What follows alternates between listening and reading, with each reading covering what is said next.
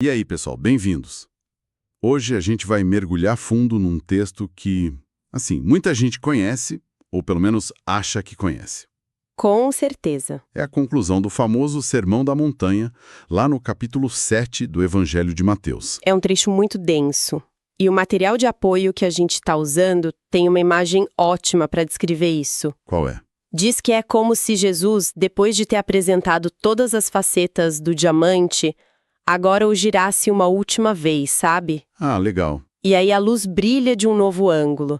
Ele revisita os grandes temas, mas com um foco totalmente prático. Exato. E essa é a nossa missão aqui, ir além daquelas frases que viraram ditado popular e entender a aplicação prática delas. Uhum. A gente vai falar de relacionamentos, de oração e de um tema que amarra tudo isso. A diferença, que às vezes é bem perigosa, entre só ouvir uma ideia e realmente colocá-la em prática. Total. E para começar, vamos direto na frase mais famosa de todas, que todo mundo já usou alguma vez na vida. Não julgueis. Ok, vamos analisar isso. Não julgueis para que não sejais julgados. Parece simples, né? Um chamado à tolerância. Parece. Mas a análise que a gente tem em mãos mostra que o buraco é bem mais embaixo. Isso era uma crítica direta, afiada até, a uma cultura da época, especialmente entre os líderes religiosos. Totalmente. O comentário descreve que, para os fariseus e escribas, o julgamento era quase um mecanismo de defesa. Como assim? Eles criavam uma redoma de regras e, para proteger esse estilo de vida, eles condenavam publicamente qualquer um que vivesse de forma diferente. Certo. E o resultado disso para o povo era uma vida espiritual que a fonte descreve como tensa, insegura, rígida e triste. As pessoas viviam com medo, sabe? Olhando umas para as outras, prontas para apontar o dedo. E aí vem aquela imagem que é quase cômica de tão trágica. A da pessoa tentando tirar um cisco do olho do vizinho. Sim. Sem perceber que tem uma viga de madeira no próprio olho. É a imagem da hipocrisia na sua forma mais pura. Exatamente. Mas o que eu achei mais interessante na nossa análise é a psicologia por trás disso. A gente tende a pensar que julgar é um ato de superioridade, mas o material sugere algo bem diferente. Quase o oposto, não é? Exatamente. A análise aponta que nossos julgamentos são, com frequência, autodefensivos. Autodefensivos. É. Quando eu aponto o dedo para alguém e digo, você é injusto, o que eu estou realmente fazendo lá no fundo é tentar gritar para mim mesma e para o mundo que eu sou justa. Nossa, faz todo sentido. Crítica ao outro. O texto lembra que o julgamento final pertence a Deus, porque só Ele vê o filme completo da vida de alguém. E a gente se contenta em julgar um único frame, uma ação isolada, como se fosse a história inteira. Peraí, então o que parecia ser um simples conselho moral é, na verdade, um diagnóstico profundo sobre insegurança humana. Isso muda tudo. Muda mesmo, mas é aqui que fica realmente interessante. Logo depois de dizer, não julgueis, o texto solta essa. Não deis aos cães o que é santo, nem lanceis ante os porcos as vossas pérolas. À primeira vista parece uma contradição gigantesca. Como assim? Não é para julgar, mas é para decidir quem é cão e porco? É a pergunta de $1 milhão e a chave está na diferença entre condenação e discernimento. Certo. Não condenar a pessoa. Mas isso não significa ser ingênuo. Entendi. O chamado aqui é para sabedoria prática. A orientação é: não entregue o que você tem de mais valioso, sua confiança, sua fé, sua vulnerabilidade, a quem já demonstrou que vai destruir isso. Faz sentido. Então não é sobre rotular pessoas, mas sobre reconhecer padrões de comportamento. O que seriam esses padrões na prática? A nossa análise descreve 2 tipos. Primeiro, aquelas pessoas que são ativamente hostis à mensagem, que não só a rejeitam, mas a ridicularizam e tentam destruí-la. Esses seriam os porcos que pisoteiam as pérolas. E o segundo tipo, que talvez seja mais comum hoje em dia, são aqueles que veem tudo como um campo de batalha, para debate. O interesse não é aprender ou crescer, mas apenas criticar, ironizar, vencer discussão a qualquer custo. Nossa, isso me lembra daquelas discussões infinitas na internet. Você tenta levar uma pérola de um argumento bem pensado, de um sentimento genuíno, Sim, exatamente. E a outra pessoa só quer brigar, só quer o caos. A orientação aqui parece ser: reconheça o terreno e saia de campo. Não gaste sua energia ali. Exatamente.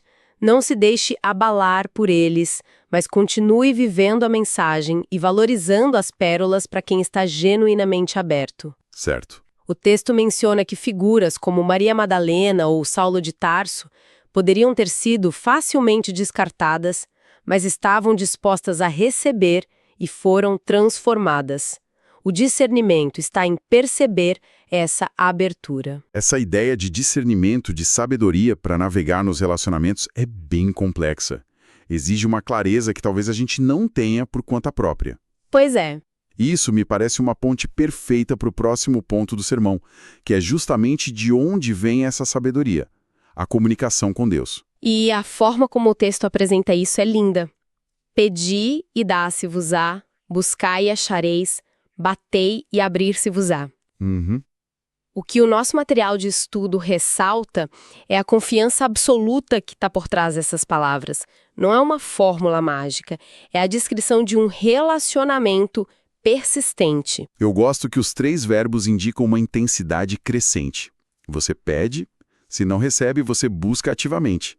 Se a porta continua fechada, você bate com insistência. A ideia é não desistir, certo? Exato. A ênfase é na confiança de que tem alguém do outro lado da porta. Lendo essa análise, o que salta aos olhos é a mudança de perspectiva que ela propõe. Ao orarmos, não estamos iniciando um contato com um ser distante. Não. Na verdade, a gente está respondendo a um convite do Pai, e como um bom anfitrião, ele sempre recebe seus convidados. Ah, que interessante. A oração deixa de ser uma obrigação e passa a ser uma resposta natural a um relacionamento que já existe. E é desse relacionamento, digamos, vertical com Deus, que surge a regra de ouro para o relacionamento horizontal com as pessoas. Exato. Tudo quanto quereis que os homens vos façam, assim fazei-o vós também a eles. Outra frase que todo mundo conhece. Mas o autor do nosso comentário a descreve como uma inversão radical.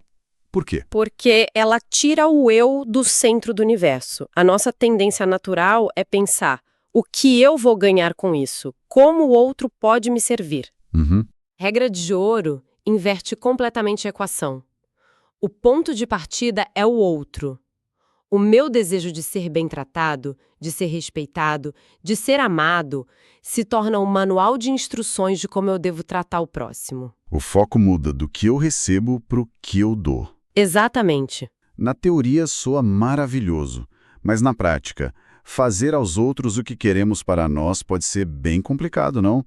Às vezes, o que eu quero para mim não é o que o outro precisa. Ótimo ponto. Como essa regra funciona sem virar uma projeção dos meus próprios desejos nos outros? E a análise que a gente está usando vai além da simples transação de faça X e receba X. Ela descreve isso como um modo de ser. Um modo de ser. Isso.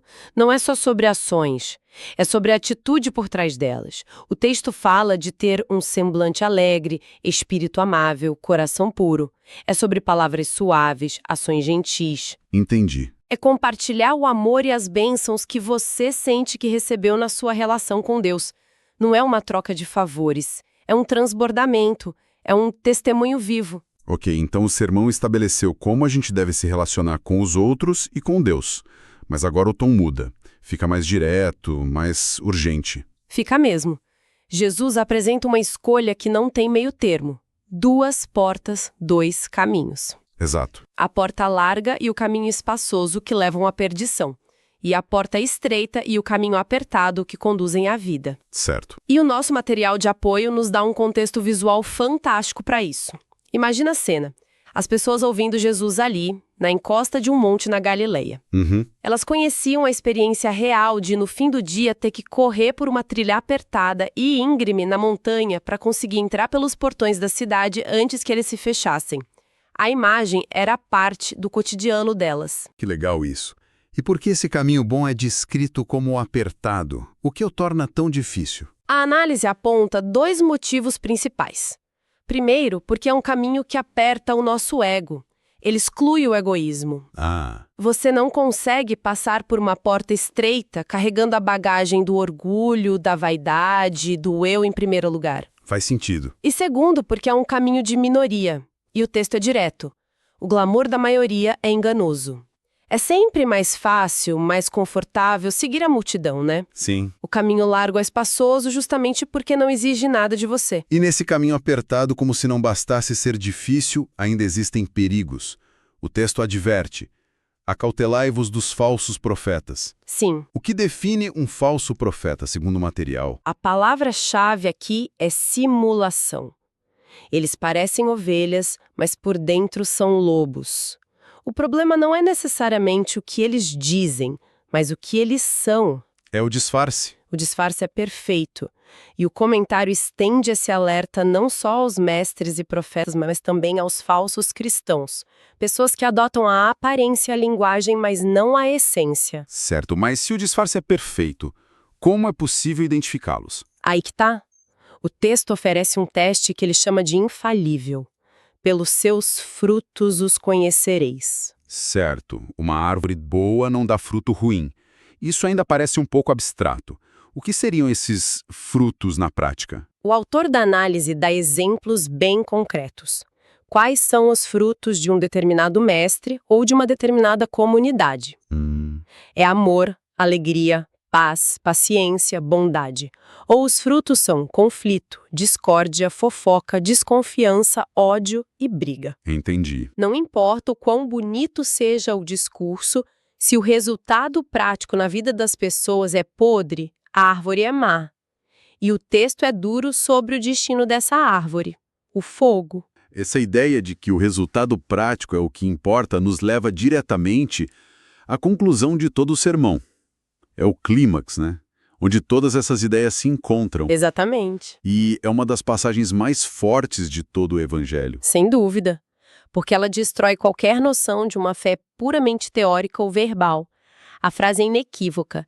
Nem todo o que me diz Senhor, Senhor entrará no reino dos céus, mas aquele que faz a vontade de meu Pai. É. Uma simples declaração de fé, por mais sincera que pareça, não é o ingresso para o reino. Isso é radical? A nossa análise é muito direta sobre isso.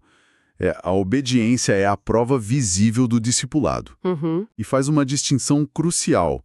Não se ganha o reino com a obediência, porque ele é um presente, mas se perde com a desobediência. Exato. E o mais chocante é que Jesus diz que até pessoas que realizaram milagres em seu nome, se na prática viveram uma vida de iniquidade, vão ouvir a frase terrível: nunca vos conheci, afastai-vos de mim. É o ponto de ruptura. E para selar essa ideia de forma inesquecível, ele conta a parábola final, a do homem prudente e do homem insensato. Certo. E o fascinante na parábola são as semelhanças.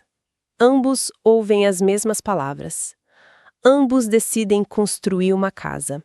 Ambos enfrentam a mesma tempestade. A chuva, os rios. A chuva, os rios transbordando, os ventos, a vida acontece para os dois da mesma forma. A diferença não está na construção nem na tempestade, está em um único lugar. No fundamento.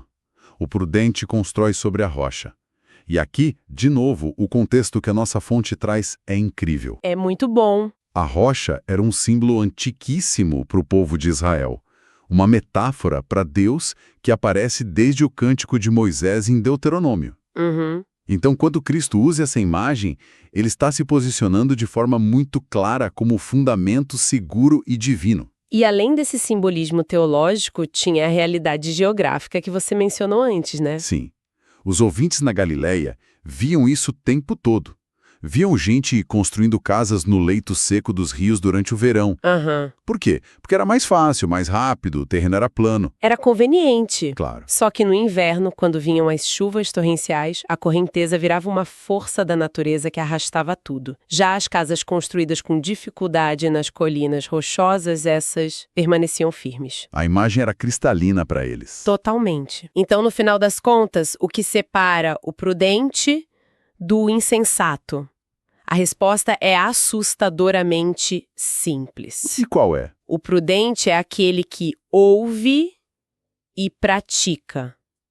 Ele não só concorda com a autoridade de Cristo, ele submete a vida dele a ela. Certo. O insensato também ouve, a palavra chega a ele com a mesma clareza, a mesma autoridade. Mas ele não age. Ele só ouve. E constrói a casa da vida dele sobre a areia da conveniência, da opinião própria, da preguiça. E quando a tempestade inevitável chega, a ruína é completa. E a reação da multidão no final? O material descreve como um assombro profundo, mas um assombro misturado com alegria. Sim, Eles perceberam que estavam ouvindo algo completamente diferente. Jesus não ensinava como os escribas, que só citavam outras autoridades. Ele ensinava como a própria autoridade. Então, o que a gente tira de tudo isso? Ao desempacotar este capítulo, fica claro que o Sermão da Montanha não é uma lista de regras ou um tratado de teologia sobre um reino futuro. De jeito nenhum. É um manual prático para um estilo de vida aqui e agora. A palavra que se repete, implícita ou explicitamente, é fazer. Ação. Exato. Como tratamos os outros, como oramos, que caminho escolhemos e, o mais importante, se a nossa vida está sendo construída sobre a rocha da prática ou sobre a areia da boa intenção. Perfeito. A multidão não ficou maravilhada com a complexidade, mas com a clareza e a autoridade. Eles sentiram que não estavam diante de alguém que apenas transmitia a lei, como Moisés fez, mas alguém que personificava a própria verdade. O homem prudente da parábola é, em última análise, aquele que reconhece essa autoridade única e alinha sua vida a ela. E isso nos deixa com um pensamento final. Se o sermão inteiro se resume a essa divisão entre dois grupos, os prudentes que ouvem e fazem, e os insensatos que ouvem e não fazem, isso nos leva a uma pergunta inevitável. Se a distinção crucial entre a sabedoria e a insensatez está nessa ponte entre ouvir e praticar, como essa mesma dinâmica se manifesta hoje fora de um contexto estritamente religioso? Boa pergunta. No nosso trabalho, nos nossos relacionamentos, na nossa saúde. Em que áreas da nossa vida existe uma lacuna perigosa entre o que a gente sabe que é o fundamento de rocha e a areia conveniente sobre a qual, mesmo sabendo dos riscos, a gente insiste em construir?